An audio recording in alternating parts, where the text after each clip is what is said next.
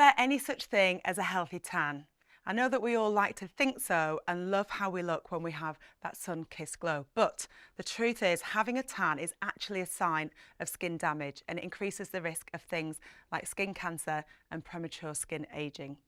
So why do we tan? Once skin is exposed to UV radiation, it increases the production of melanin in an attempt to protect the skin from further damage. So melanin is the pigment that gives the appearance of a tan, so the tan is actually evidence of damage to the skin, and it's the skin's attempt to protect itself. The build-up of sun exposure over time is what can lead to skin damage and some skin cancers. And the most important cause is too much exposure to ultraviolet light from the sun or from sunbeds. And this can cause the DNA of skin cells to change. Sometimes this alteration in DNA allows the skin cells to grow out of control and develop into a cancer. Some groups of people are at greater risk of developing skin cancer, particularly people who are more susceptible to sunburn and people with suppressed immune systems.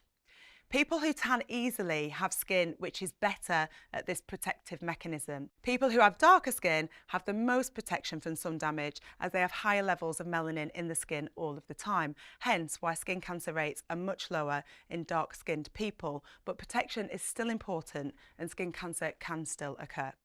To minimise your risk of sun damage, use an effective sun cream and apply it properly. But that's only part of the picture. In fact, the British Association of Dermatologists reminds us that shade and protective clothing are actually our first line of defence against the sun. Protective clothing includes a broad-brimmed hat and sunglasses, and where possible, longer sleeves and trousers.